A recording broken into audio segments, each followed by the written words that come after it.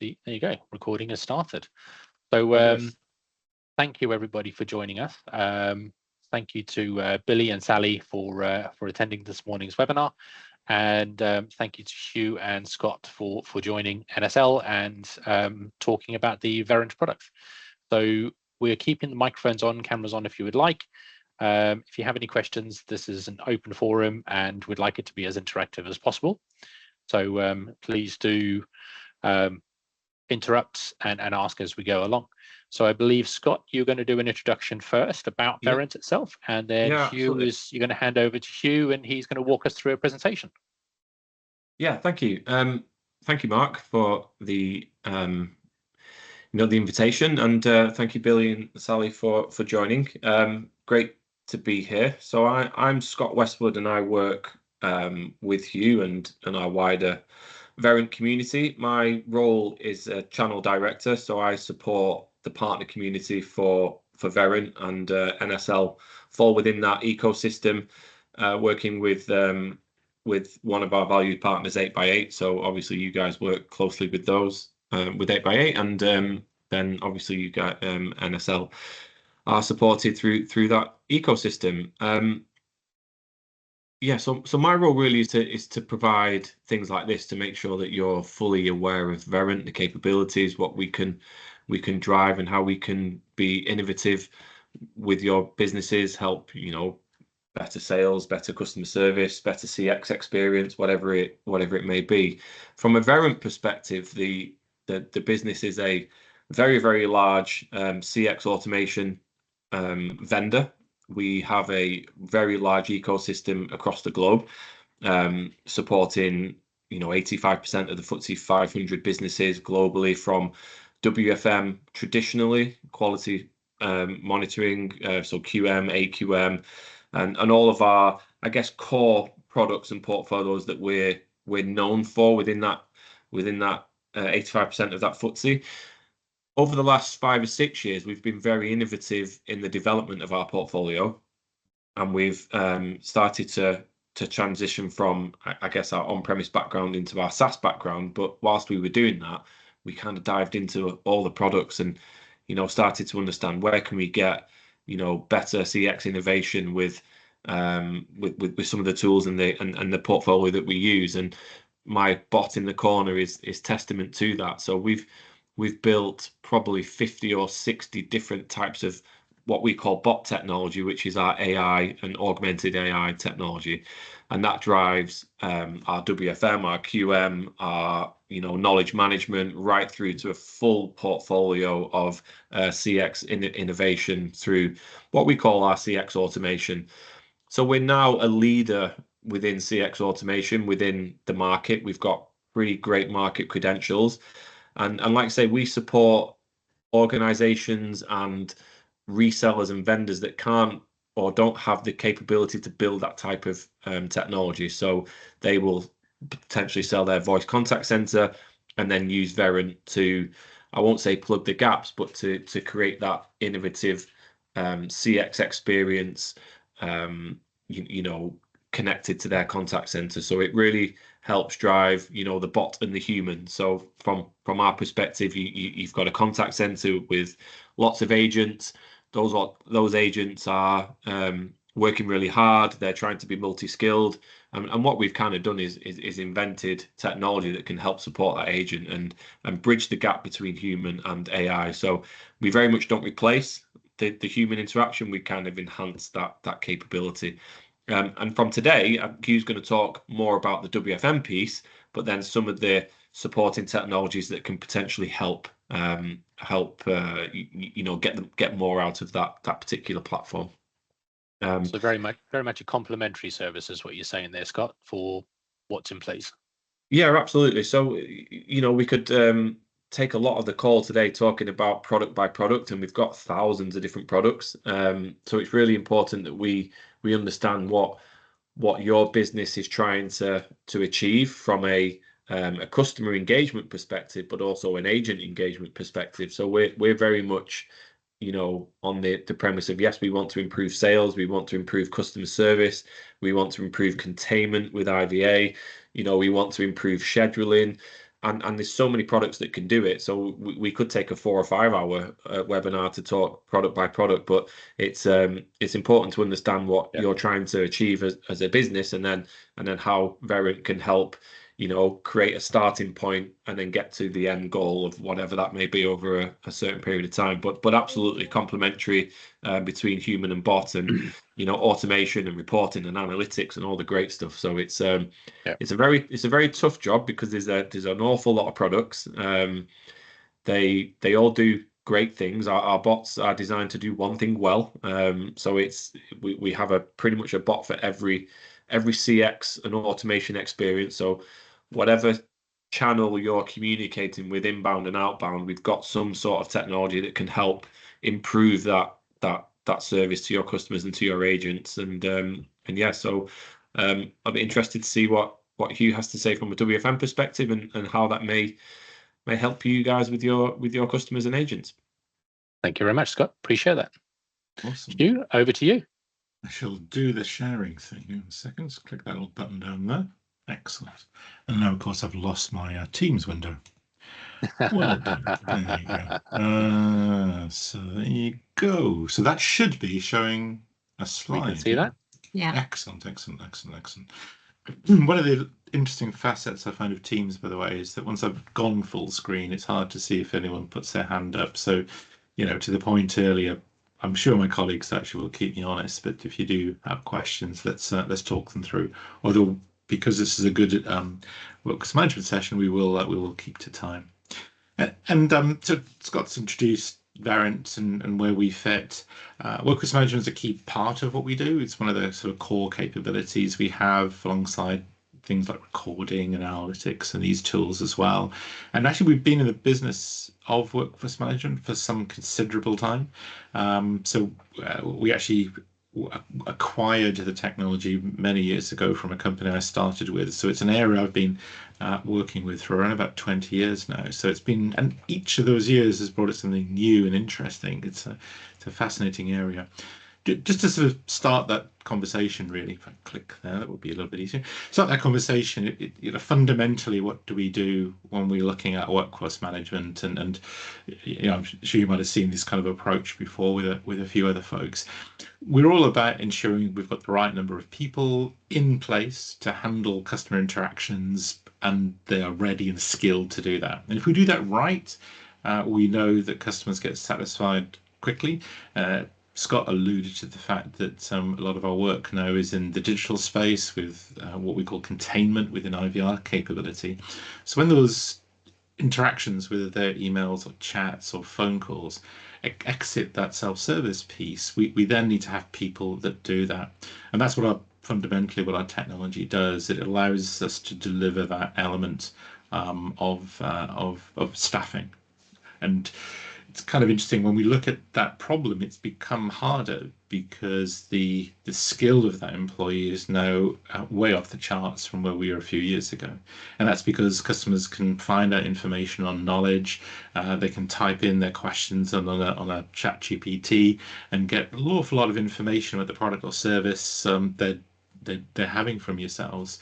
It's almost the overflow then into the way an agent is going to handle that, whether it's an email or a phone call, becomes incredibly more complicated. And that's really the tricky business that we're in. The good news is, if we do this right, and we've got thousands of customers who'll testify to this, we know that it delivers on that customer experience. The CX scores increase because they're answered promptly, and they're also answered by somebody who can help them. So we fix that problem too. We know also that employees have their work-life balance. So we look at tools in a second that not only allow us to see schedules way ahead of time, so I can plan my life, but also allow me to own the schedules and change them if I need to. And again, that's important, that's control, because staff are incredibly precious commodity. We do need them to be responsive and have that smile on their face when they're having conversations or handling those emails. So we need to make sure they're cared for as well. And we certainly drive up employee engagement. And actually, kind of an interesting comment I'd sort of make personally is that that's become increasingly important over the last few years, and retaining the right staff, retaining the good staff is a key KPI we've seen. Obviously, what fits under all of this is maintaining costs. So it'll be fantastic if we could just hire our way to some of these challenges, but actually there's a cost there to kind of consider. And again, that's where our technology fits. So when we look at the needs of the business, which can be driven by cost delivering service, there's always a good balance that we aim to achieve between what an employee needs out of that work day and how they're working, and also the business and how they're delivering that service, and of course the cost of delivering that service. It's kind of interesting because AI has come up a couple of times. I've made a reference to it, and Scott too. It's interesting, I think, for us just to look what AI fits within the portfolio of capability we have, and especially on WFM. We all know that AI is front and center. It's a government strategy. It's a strategy by pretty much all of the businesses we work with to understand how AI is unlocking capacity, improving productivity within their operation. And they typically have teams, really smart people, who try to figure out where some of these AI tools fit within their business and how it's going to yield the benefit. And also there's a lot of pressure, because if you're not doing something, is your competitor doing something? And are they getting that little edge which is going to differentiate them in the marketplace? Where we see AI fit, and Scott reference to this, is really focusing on micro workflows. So if we've got a particular problem to solve, instead of throwing all of the AI at it, we just identify that micro workflow. Our bots will answer that, and we'll talk about forecasting bot in a second and how that kind of works. So that's how we've addressed this problem of looking how you apply AI sensibly and with business outcomes throughout an organization. And again, just to back up the point that Scott made, we absolutely see that AI augments that human experience. So we still have agents, they're still really important to us. And whether I'm using some automation AI technology to ensure I've got the right number of staff, or actually when those staff are answering a call or handling an email, they're getting coaching in that moment or knowledge that helps them deal with that interaction. That's all positive use of AI and bringing that to bear for that individual worker and right now. So we're going to kind of break this down a little bit. I tend to look at these processes, and hopefully you'll see some synergy with what you do on a kind of day-to-day basis. We'll look at first at capacity planning, so figuring out how many people are required, and there's some really smart technology around there. We'll touch a little bit on some technology we have to help find the right staff moving forward, and then of course moving into much more focused how we develop that schedule that was called out earlier, and then a little touch on the newer capability we've introduced called TimeFlex, which just enhances that ability for an agent to feel much more comfortable in their workplace. And we'll also cover a couple of things on real time as well as we go through. So the first problem for any operation is figuring out how many people you need. In the markets that we serve, it can be quite a challenging problem, because you have calls that can fluctuate, you have the digital channels, secure messaging, direct messaging, emails. All of these different channels are now starting to come in, and they can be quite challenging to service all of those. So our capacity planning tool wraps all of that up. We understand the kind of predicted future based on historical demand. Now we've got some smart algorithms that help us do that, but also it requires, we think, a really good, robust process. And we work with customers around this. You know, you're both working in industries that will, I'm assuming you'd have annual fluctuations. People travel a lot more in certain times of the year. People will take vacation at other times of the year. These are all trends that, if we've got enough historical data, our algorithms will start to seek out, and then gives you the tool then to figure out what that future looks like.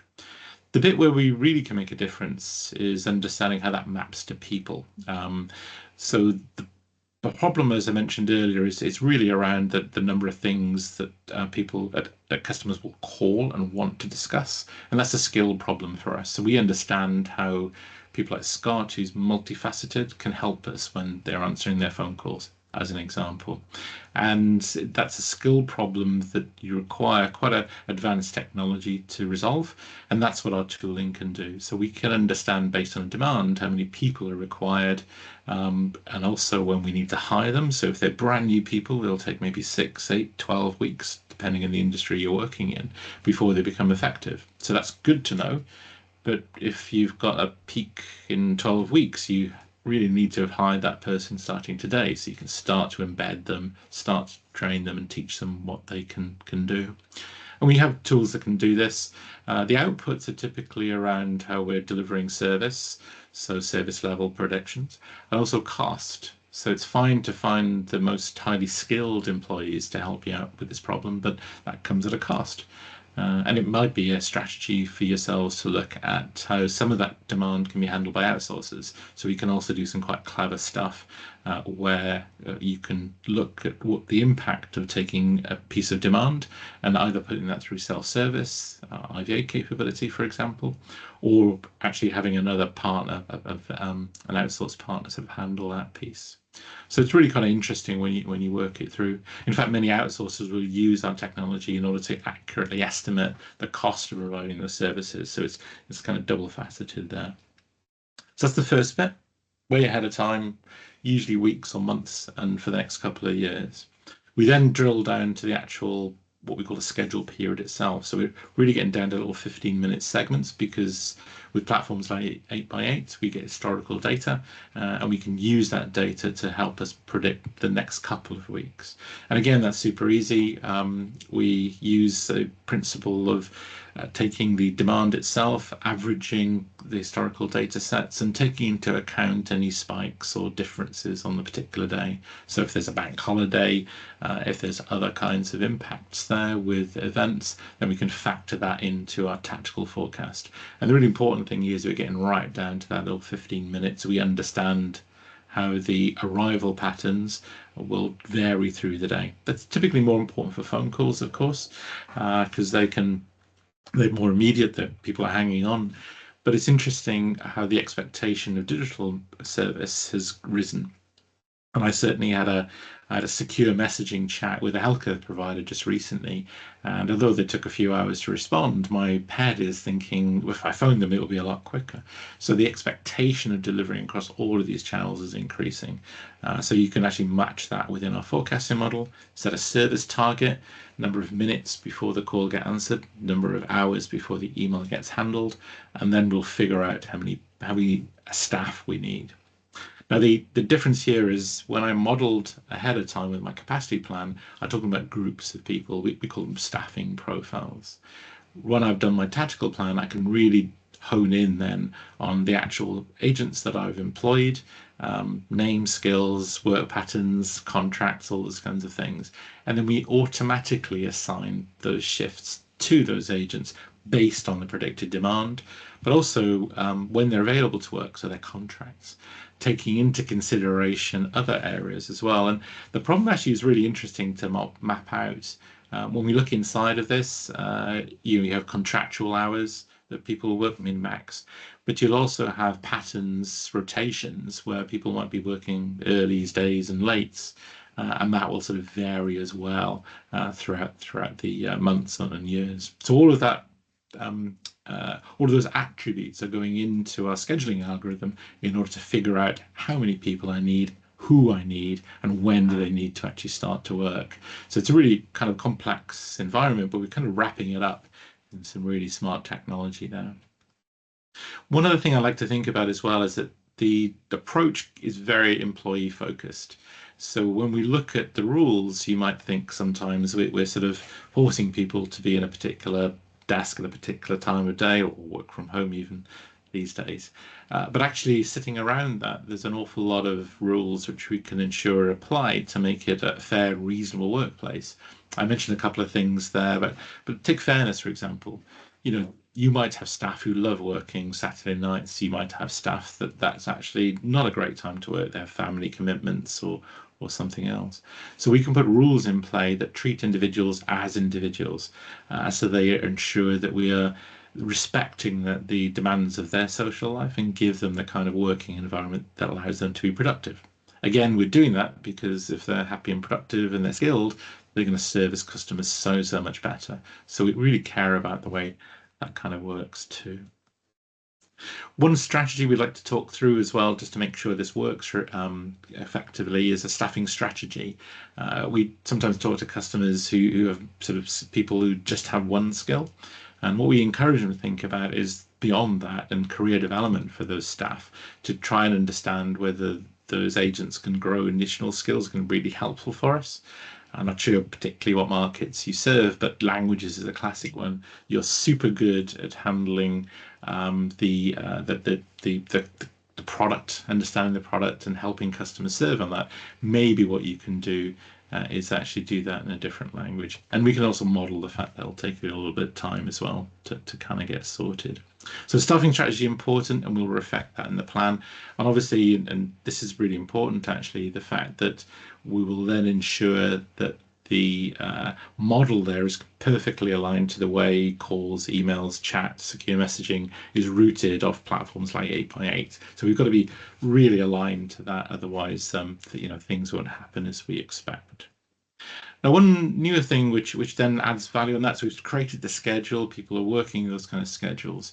But if we've created something that's a little bit of a challenge in terms of work-life balance, what can tend to happen is that absences of attrition will increase. People will find maybe the pay is the same, but they'll find a better working conditions elsewhere, and they maybe want to work or move into that new environment. And also we see attrition as well, absences increasing. So people, may have a different reason not to show up that day. So what we focused on with another one of our bots is that scheduling flexibility. So really driving practically an unlimited amount of schedule flexibility for the staff, putting them in control of that. And then you've seen business outcomes being really impressive. You can see the figures here, but reduction in attrition. So that means more capacity available to answer your customer interactions. And it really kind of drives through improvements in that way. And as Scott introduced earlier on, we've got a bot that solves that particular problem. We call this Time Flex. So it's got a little video that will play through it. I'll narrate it, by the way. It's just going to give me a way of presenting this on screen. So the first thing is it's super easy to use. We expose this through a web and also through mobile experiences. And it gives that employee clear understanding of the shifts they've got, and also helps them understand if there's changes that can be made. So hopefully you can see the shifts on this screen. It helps if you've got a bigger screen, I think, on this one. You can also maybe see the little ribbons that are above the shifts. And they have a unique concept we've built called flex coins. So nothing currency related, but what they're aiming to do is show an agent where changes can be helpful, so they'll earn coins, and changes won't be so helpful, so they'll spend coins. So if you move your shift so you're spending coins, actually we won't just save that, but it kind of indicates, it helps in a gamification type of way an agent understand that change probably won't be accepted, and actually my business really needs me to work that way. But actually that's still the case, right? So if I look at my day-to-day, my mouse here should be nicely highlighted for you. You can see it's built into the experience, nothing new to learn and everything. And this use case could be something quite simple. So I look at the day there I've got to work. I can see clearly the hours I'm covering. The shift there is showing the breaks and lunches I've got. But maybe what would be applicable is that I would like to change that. So I need to do that. Simply done. It's so easy. So you can just simply click the shift itself, and you'll see me here where it's actually just dragging along that shift, so I can make the changes I need. So as I do that, you can see the little coin icon there showing you that I'm spending coins. So I can absolutely accept that change. My hours remain the same. I'll make that change rather. Hours remain the same, but I need to fix that balance. And that's how it works. It allows an agent to make those changes, so that is good for them, not so great for the company at the moment. So what I'm asking the agent to do is actually earn some coins with me. So what I'm going to do is on Wednesday I can start earlier. weather's fantastic, I can get up earlier, commute in, something like that. And you can see at the top of the screen now, we've gone from a -13 to a +5. So that's fine. I can play around with it a little bit. I need it to be 0, or I need to be positive. In this case, I've hit positive. So I can make that change. Absolutely fine. The business has got what they wanted, which is coverage, and coverage when they really need it. The agent's got what they need, which is acknowledgement that they have a few other challenges that they need to kind of accommodate. So super flexible. As you can see here, you can do an edit, you can do a shifts split. A great example somebody shared with me the other day is if they sort of have childcare responsibilities working at home, they might split their shift so they can grab something from the supermarket before then picking up the kids and then coming back and finishing off their shift towards the end of the day. So all of that coverage is there, and it's really simple to execute. And that was the key thing. It empowers agents. You can see that hopefully on screen, but also it's done in a really simple way that doesn't require a ton of training. And also, if you do this with traditional systems, doesn't require a more team leader effort to actually approve any of these. We're doing it automatically based on the rules that are set within the system. It's kind of interesting. We are focused on helping customers achieve value, business outcomes, as Scott mentioned. A couple of comments here, though, that I think are really good, and these are from some of the customers who are currently using it, is actually validation by the agents themselves. You can see one here from a BPO that we worked with in another part of our region. And they're really bringing to bear the fact that it's transformed the way they're kind of working. So they're really, we actually gave us some great sort of feedback on that.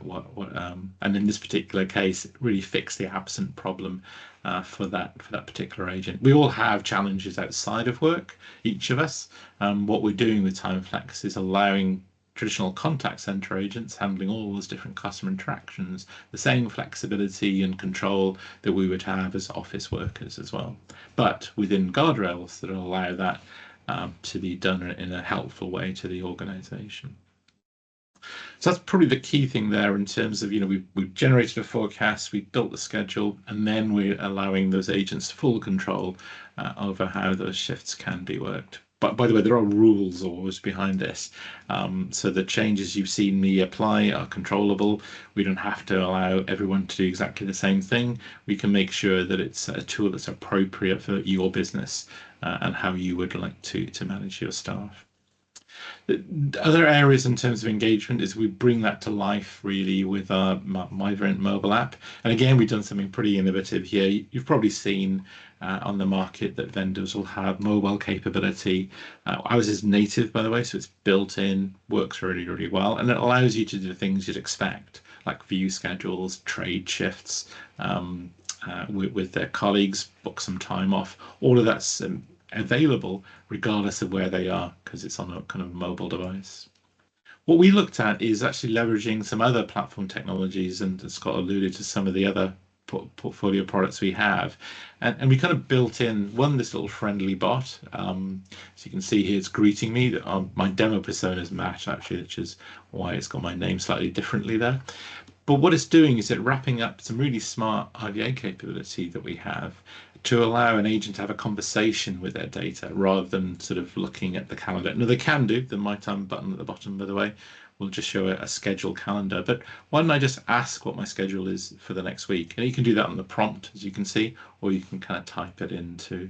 So the system's going to look at the schedules, done all that smart stuff to do the lookups, and it presents the data that staff need in a very kind of engaging way here, as you can kind of see on the screen. But I need to know a little bit more, so I can just and then ask again, maybe to look at some of the details behind that kind of shift. So again, prompting or the message box works easily, and I can just say, exactly which day do you want to know about. Get the detail. The little icon there is telling me whether I'm working at home or in the office, and giving me the activities that I've been scheduled to work. but it's actually, I want to book some time off there. So it's super easy to do. They can just follow the same workflow that they would if they're sitting in front of our browser, but they do it in that conversational way, which I think is really transformational, because it's the way that some agents like to work. It's very modern, and it allows us to be incredibly flexible when we're developing this technology. And it's actually an approach we're going to try and embed in a number of our personas and our kind of use cases. So you can see how easy it is to use and the fact that you get results quickly. So again, there's automation behind this. Our case here is that somebody's booked some time off. And because of the fact that we've got automation behind it, it's processed automatically. And if I switched it on, it'll say, yes, that's fine, or it'll actually decline it. Obviously, then you'll have a conversation with your supervisor on that. And again, it's interesting how customers have adopted this. Great example from one of our Dutch customers, long-standing user, actually, really great to work with. And it's kind of interesting, if you look at the bottom here, they use a lot of student labor in their market. And it's really simple for the students. Once they finish their day, they can figure out what shifts they've been allocated, pick up some shifts, so you can do some shift bidding on there if you wish, and then do that all from their phone contacts. So they don't have to find a desk, a browser, log in. They can do all of that as well. And of course, what's important, and I'm sure everyone here would agree, especially when you move into cloud, all of that data is securely processed and managed within our own cloud. So there are no danger there of any of this information getting away. And each of these studies actually are on our website if you want to drill into it a little bit more. So Hugh, just talking about the holiday request there. So from previous projects that we've run, you can build rules in the background to say certain numbers of staff of these skill sets can request holiday at any one time. And so 100%. That can be automatically approved, which would really save a lot of time for the team leaders and managers. But building those rules in the background, and if that is, if the holiday is declined, and then you say, oh, actually, I've spoken to Billy, and Billy said that he'll cover that shift for me. He's the same skill set. Do you mind if we swap shifts? And all of that is just so seamless, which can save not only the agent's time, but also, as I say, the team leader and manager's time as well. Yeah, 100%. I mean, I think you pointed out brilliantly there, the fact that it's totally engagement from the agent point of view. They get each of them gets what they want and need, but also from a business point of view, the service is protected. They need a skilled staff member, whether it's Billy or myself or something. We can arrange that between ourselves. One final thing actually on that, the very common approach would be then to ensure that we are working with enterprise ecosystems, is that we'll synchronize that leave with the HR system of choice, Workday or whatever the customer's using. And that's important as well, because what you want to avoid is double keying or inaccuracy in data. So once we've done our job, and as you say, we can control who can take time off and when, we can also then feed that through automatically to HR systems. So all of the HR reports are accurate and consistent, which I think is a super important point too. I like, I guess on this particular product, that it connects agents together as well. So if you've got, home working staff and things like that, when they start bidding for shifts and changing shifts and things like that, it enables them to be more connected to the office, because obviously there's quite a lot of organizations that have contact centers working from home and splitting the time between office and home. So I quite like that angle on it as well. So Scott, you mentioned bidding for shifts. So my understanding of that is we might have a peak period coming up, and it would post out on the Verint system to say we need this many members of staff to cover these hours. Would anybody like to do some overtime? And again, that's seamless. Yeah, 100%. And actually, it's really interesting. Again, both of the organizations, I suspect, have pockets of brilliant staff who do other roles right now, who might want to help out in the customers' contact centers. One of our customers, Capitec, and this is on our website, the testimonial. So they're a bank in South Africa. They're what they call the challenger bank. So they've done incredibly well against some of the traditional ones. So they have staff who are based in branches. And those branches aren't busy all the time, and those staff are really keen to do different and exciting work. So they use a bidding process just to offer those shifts and get that filled by other people within the organization, and they effectively then are taking calls within the contact center or working some back office tasks. And of course, all this is glued together. If we look at cloud platforms like 8.8, that works really well. Without that kind of underlying technology, of course, then we aren't able to offer that kind of flexibility. But no, it works really well, I think, in that context. Make sense? Yep, thank you. Cool. So where we've kind of got on our journey is we've planned, we've executed the schedule, we've published it, agents have worked, started to work the day, and then we kind of focus on some of that real-time stuff. So this is probably the next important thing, I think, that we want to spend time making sure the plan is right. If you get your investment correct there, what it means is that then the changes on the day are much easier to manage. So we have tools that also help with that. So both in real time and also some stuff you can see on screen. I used to have a customer that had our sort of screens up on a massive wallboard that they could see every day, one of those television type things. And also alerting as well. So we need to spot that there's issues going on and then give you the ability to reforecast, analyze that change, and then if needed, re-optimize the day. And we don't always encourage that, but it's entirely possible. You can imagine that if an agent's set up to do their work through the day, disrupting that needs to be done cautiously because we don't want to affect that too many times. But it's entirely possible, and in extreme cases, absolutely it can be done. And if we are changing their shifts on the day itself, we'll make sure we'll send them an alert to say your break has moved or your shift has actually moved on that particular day. The way we do that, twofold. Firstly, we've got a great tool called Q Analytics. So this is taking the feed we'll get from the CCAS platform, which we have used to do forecasting, but this approach is taking that data through the day. So every 15 minutes we get an aggregated feed and we can then plot that on screen. Now what you can see earlier, there's kind of a two area charts, one in blue, one in grey. So the grey one is where we thought was going to happen absolutely fine. The overlay there is showing us what changes, and we've got here, as you can see, a slight difference in the forecast, the volume at the top of the screen. Pretty much flat on the AHT, so that hasn't changed too much. That's probably a good sign. And then staffing, or FTE in our context, are we staffing to the right levels? So this is a tool that helps me understand, as a supervisor, team manager, are the queues performing as I expect? And if not, it allows me to take action to remedy that. So whether it's reforecasting based on the actuals, we've all been in situations maybe where a website is failing or a self-service channel is failing, so we'll get more calls than anticipated, or somebody's come up with a new offer from a competitors and your agents are having longer call times and AHT is starting to kind of creep up. So spotting this through analytics tools is really important. And this tool, Q Analytics, allows you to do that on screen. And if you haven't spotted it on screen, by the way, again, back to that point about notification alerts, it'll ping you and say that, the queue isn't performing as you expect. It needs some attention.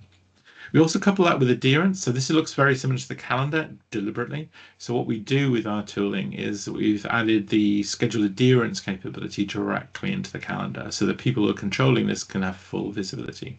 So schedule adherence, again, is taking a feed from CCAS. We're looking at a real-time feed in this context. And we're able really to understand each activity that the employee is doing, if they're handling calls, if they're on a break, if they've logged in at the start of a shift, and that's mapped against a published activity. And again, we're showing in real time what's going on. This is slightly different than the earlier queue stuff is all about 15 minutes. This is kind of in real time. So you might be able to see on the screen here, we've got a clear understanding of adherence, and that's the comparison to what I wanted to happen versus what's actually happening. A little flag there that gets popped out. This is a great tool for team leaders. It's web-based and they can see just their team, so there's no privacy issues. And also they can choose to intervene, or if actually the person is spending a little bit more time on a call because it's necessary, they can approve that adherence because it doesn't then appear as red on my kind of chart. But the important thing is I'm always looking at that and understanding whether I've got the people that I expect handling those interactions at that particular time. It's really important on the day to ensure that happens. We then obviously roll that up into reporting, but also into something we call our KPI scorecards. So all of that data is powerful, and reports are great because you get the real insight into what's going on. But we think it's important that somebody has a scorecard to kind of look at. And I'm looking at Luke here as one of my key team members. And in this balanced scorecard, I've not only got their adherence, you can see here 91%, so doing a good job there. So I care about the overall performance to schedule here in percentage terms. I can then drill down if I need to understand where that time is being lost. But I also looked at other statistics around them, what are they doing, how long they're taking to do things. So it allows me as a manager to really understand how that employee is performing. And of course, what that really then drives is a good one-to-one type session. So I'm able to have conversations about how to do things maybe differently and better. And for full transparency, we're also showing that to the agent too. So they're able to see all of this data. It's not going to be a super surprise. At the end of the week, when they get called into an office, they're going to know what that issue's about. And hopefully, if they've responded to, say, an out of adherence alert, they've corrected that prior to the one-to-one session. That's the intent. Just building on that as well, so reporting I mentioned is really important. One of the areas we're really excited about platform is it's completely open from all dimensions. So that allows us to share information with the right people. So your colleagues, yourselves can get access to the data you need to manage the operation moving forward. So a couple of things on this. One, IT people get very excited at the fact we've got a data catalog, and they can grab pretty much all of the workforce management data they have, and they can bring that down and report against it with whatever tools they want to. And if you have more services from Verint, some of our quality analytics tool, it's the same data bases that we're using here, data catalog. So if you've got multiple services from Verint, you can consolidate that as well in your own environment.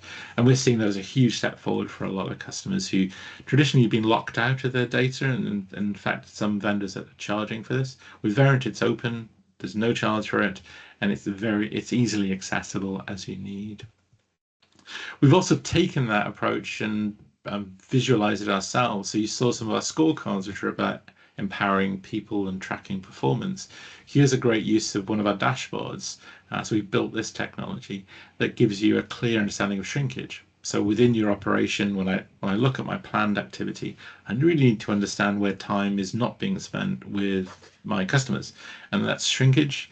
And it's an important attribute when we're setting our forecast. But here I can track it, and I'll also track it during the day. So I can get a good sense at midday what happened this morning, and then it allows me then to change things in the afternoon should it be awry. And again, I've had some great customer feedback where they're trying to understand why they didn't maybe hit their targets in the morning. Where was time lost? Is it in absences? Is it in people not doing or not showing up? That's the kind of analysis we can get out of our shrinkage dashboard, and we can present that to senior leadership who understand really what's kind of going on. We then kind of extended that forward, and again, another area where we've tried to make things simple is that's our pre-built dashboards. Everyone on our cloud platform will get that. We also have the option to look at what we call our enterprise platform, and this is really allowing customers that complete free text there. And as you can see, I'm doing my shrinkage analysis here, but I've got slightly different dimensions around it. So basically, I just type in that natural language search, and it's rendering the data I need. No coding from my point of view, so fantastic for you as operational leaders. And more than that, I was presenting that data back, which you've just seen. All of this narrative and graphics is generated automatically by our tooling as well. I've switched the narrative bit off actually, but there's a voice which is narrating what's coming up on the screen.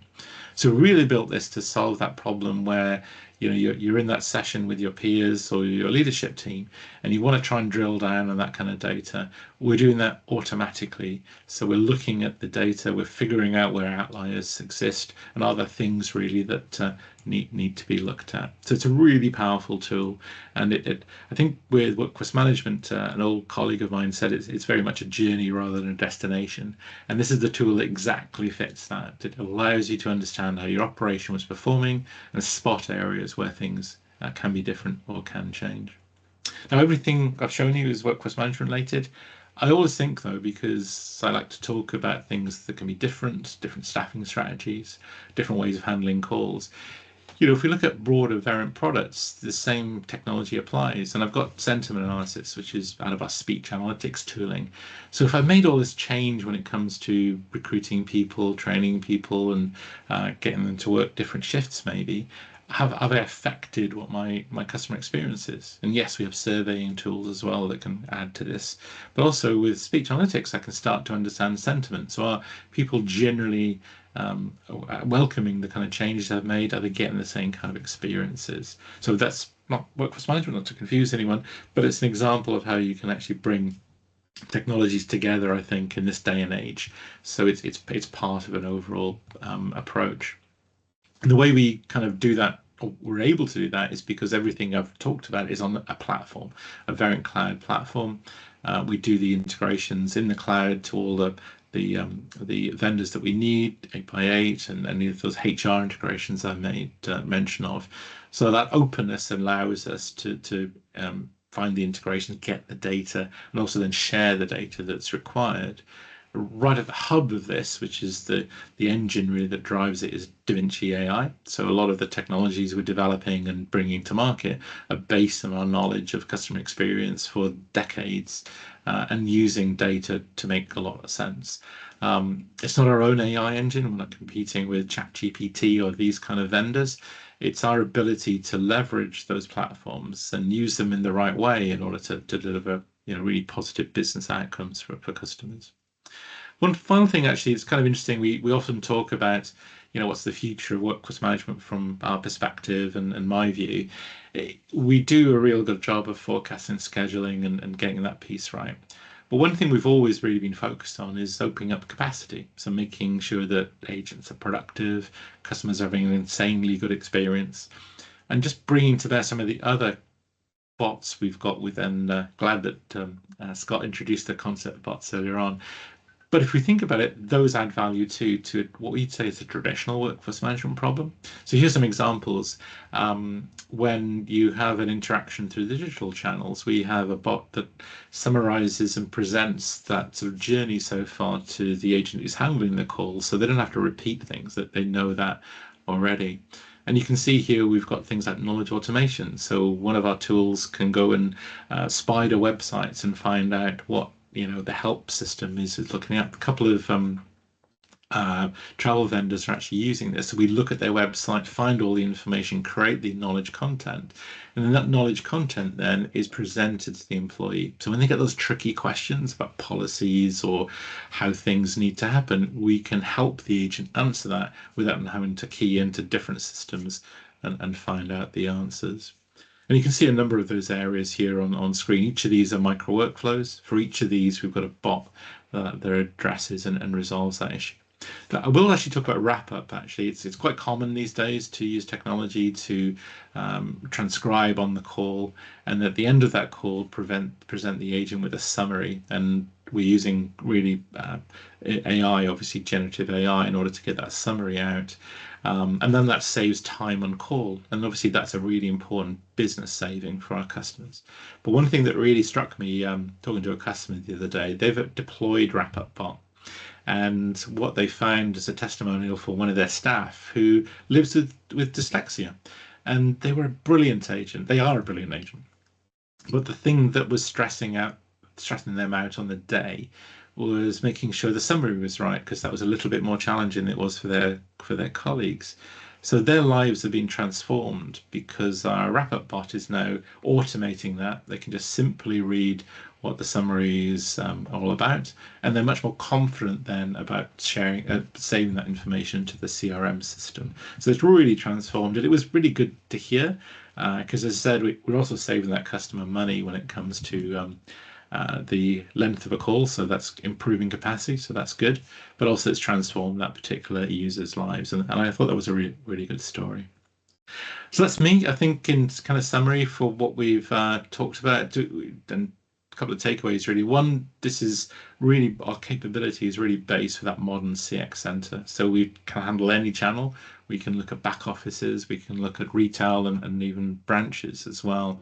AI is used smartly, so it's infused within an operation to make decisions easier, to automate those, avoid the need for managers to get involved other than in exceptional cases. absolutely zeroed in on the employee side of things. So not only having fairness rules when it's scheduling, but allow the agents with tools like TimeFlex to make some changes, but wrapped up in a super easy to use workflows. Because if we built the the best mousetrap, then we need to make sure that it is easy to use and consume by the customers like yourselves. And finally, all of this is really powered by that open platform.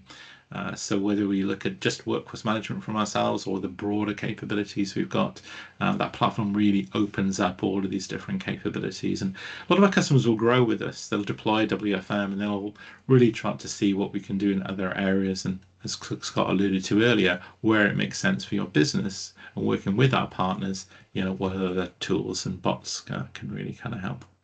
Just to, anyway, that's going to be. Sorry, Scott. Yeah, I was just saying, just to finish off, to help with those business cases and understanding what bot technology fits in what area, we do operate what we call 120-day risk-free program on some of our technologies. So I don't know if we mentioned it earlier on, Hugh, within that, but obviously WFM is slightly different because it's a more in-depth feature-rich tool. So there's no programs in terms of the WFM, but the supporting bot technology that's around that, we can help mold and develop, the right solution by delivering one of these 120-day programs. And one of the key things that have come out of the programs that we've run is, after the 120 days, if it doesn't suit or it doesn't deliver the outcome that you require, you can rip it out. But we've never ripped one out. So everyone who's taken the program has delivered, has kept the product. So whether that's TimeFlex or whatever the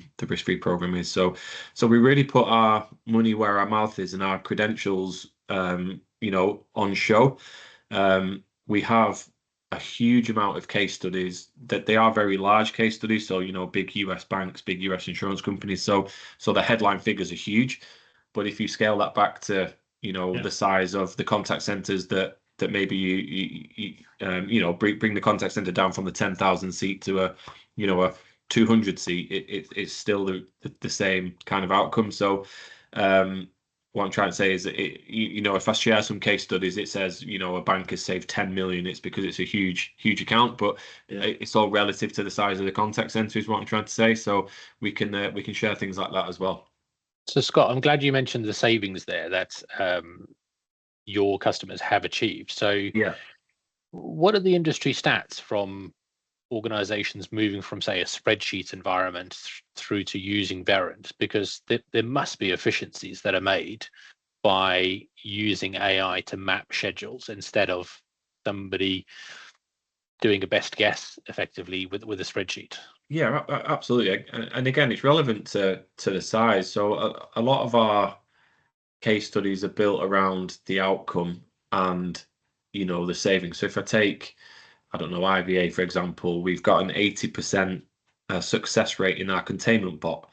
So it kind of keeps the call within the IVA, and it doesn't deflect to the agent. So therefore, it saves productivity, it saves time, it saves inbound call costs, all those kind of things. TimeFlex bot is more of a agent attrition product, so it stops agents feeling isolated, that they're not part of the organization, that they don't have control, and therefore they retain staff longer. So again, what's the FTE on replacing staff and going through that recruitment process and then the retraining process? So I wouldn't like to say that there is an official stat for each product. I would say it's very much based on understanding the organization and where the challenges lie. I guess we probably have something where it says you can save 30% productivity or whatever it may be, but I would certainly say a workshop understanding the challenges that your agents face on a day-to-day basis, the challenges that your customers face, what are the calls coming in, how are they being handled, what's the average call handling time, how do you want to focus on those sorts of things. That I would suggest that there's no silver bullet. It's more of an understanding of everybody's environments, really. Okay. Thanks, Scott. Sally, did you have any questions? I know that Hugh's shared a lot of information with us today. Yeah, no, I've written some notes, but no, I'll wait to speak to Erin about this because she'll probably understand a lot more than I do, but it's very interesting. Yeah. And we loaded a lot of the content. You'd see a little markers there for the content on our website too, as well. I think yourselves as well are broadcasting some great stuff on YouTube. So feel free. There's a couple of good little snippets of customers saying we did this and we found that, which I always think is like a good testament to, as well as listening to Scott and myself, about what we can do. So yeah, and Mark, you can get access to the partner corner internally that will have, some of our videos, our case study interviews, some of the outcome, ROIs on the bots that we've got. Brilliant. More of the detail and stuff like that. So we can, through Becky, we can share all of that content. We've got some really, I quite like them, some really neat adverts that talk about what our bots do and how it helps. We've got some, they're quite funny little adverts, but they kind of resonate with me a little bit. I'm more of a a visual thinker, so when I see the adverts, it kind of makes sense to me. So we've got all that sort of stuff that we can share as well. Appreciate it. Yeah, look forward to seeing those. Billy, anything from yourself? No, I was just gonna mention about you said about the ROI, and like it depends on the size of the business, but I've been looking at a few different solutions, and we've got like 155 FTE, 155 seats contact center here, and we've got quite a basic WFM system at the minute because we weren't classed as big. However, what we've got is complexity. So we've got different multiple channels. Like our retail team are only made up of 10 people, but they serve 3 different queues, as well as like that's telephony alone for 10 people, doing 3 different queues, as well as using Salesforce for generating leads. We've got 76 daily rules, 125 weekly rules. So we've got quite a complicated organization for such a small number. So I think it's just to try and get an understanding of how systems like this can help us with the complexity, even though we don't have such a high, or we're not a big contact center, a big organization. But you fit, I think, from my experience, you fit into a pretty good category there. So we've got a couple of WFM offers these days, as an enterprise and essentials. I think we dropped the enterprise banding the other day. So both of those work, and they're both built on the same core, really smart technology. So they would cope with things like the complexity of scheduling for chats and all that. We manage, or we set, for example, how many concurrent chat sessions are there. Now, Essentials actually works in the same way. It tends to be used better by smaller operations, and the reason we kind of make that happen for them is we kind of lock down a little bit some of the rules. So we set up the rules for them, so the rules that you mentioned wouldn't be a challenge, but then we kind of lock those down, because then it makes it easier for you to look after, easier for us to train you, and shortens the effective time. So I think when people say what's the ideal size of a contact center to deploy our stuff, there are smaller centers, but actually, to your point, are far more complicated, and that's a pretty good that's a good trend these days that actually would benefit from this kind of stuff. Absolutely. And then you look at, and Scott's mentioned a couple of times, it's, as well as that complexity, you still got the people problem, right? If you lose one person, it's actually almost the bigger impact. I remember talking about the power of one with a few colleagues and all that kind of stuff. So, one person not being there, if you've got 10,000 agents, is kind of an annoyance. For you, it can be really critical. So having those kind of tools that substantiate this kind of approach is really important, I always think. I think it's almost more of a challenge for you with 155 seats, because you've got to justify to your board the investment, where if you've got 10,000 seats, then obviously the justification is there because you've got so many people. But then I find this challenge in public sector as well, that generally they have smaller contact centers, but they've got so many different entry points. So they've got waste disposal, they've got complaints, they've got vulnerable customers, they've got all that kind of stuff, and it's been serviced by 50 to 100 agents, but they're so overworked. It's kind of how do you manage that process, and then get justification from a board that you need to invest in the product. So we can help, can't we, Hugh, with working out all of that the intricacies around the investment and the ROIs and the outcome based stuff. Yeah, absolutely. So Billy, we can organise a more detailed scoping call with yourself if you like, and just walk through your use case and focus on your needs. Yep. Yeah, that'd be good. Brilliant. So one of the use cases that I appreciate that we're running slightly out over on time on this. So one of the use cases we had was we transitioned an account from the Avaya system over onto 8x8, and we managed to capture all of their call history from the Avaya, load that in so that we could build forecasting, which was fantastic. So your team was very clear. And because they're an outsourced contact center, they were also bringing on new accounts, and we were able to grab historic information from those accounts and embed that to be able to forecast the growth of their team. So, I mean, it's invaluable to businesses that have change within their organization. So yeah, amazing. Hugh, Scott, was there anything else you'd like to share just before we wrap up? No, from my perspective, like I say, we're here to help and to, you know, make sure that you get the right type of solution. So we do have resource internally to help do workshops. So if you want to, you know, do a shoulder-to-shoulder workshop together with yourself, Mark, and yourself, Billy, Sally, separately, then we can facilitate that. And we've got, you know, resource in every area. We've got specialists like Hugh from a WFM perspective in his team, right through to individual specialists on particular bots and IVA specialists and all that kind of great stuff. So if you guys have a wish list and, you know, a remit that you want to support, then we can kind of fit our resource around your initial, I guess, qualification requirements and work out what it is you guys need. Thank you, Scott. So I'm just sharing my screen at the moment. So this is the NSL webpage, and this webinar has been recorded. So we'll be loading it into our knowledge and then come down to our webinars. And these are all past webinars. So if anybody would like to have a look at any previous webinars, please do. And at the bottom, there'll be a registration for the upcoming webinar. So that's the one that's today, and that'll be updated for the 20th of August, which will be our PCI PAL, so taking payments over the phone and also digital payments as well. So thank you, everybody. Thank And you. yeah, appreciate your time, and I hope you found this was useful. Yeah. Thank you, everyone. Take care. Thank you. Take care. Bye-bye. Thank you, Scott. Thanks. Thanks you. Bye-bye. Bye.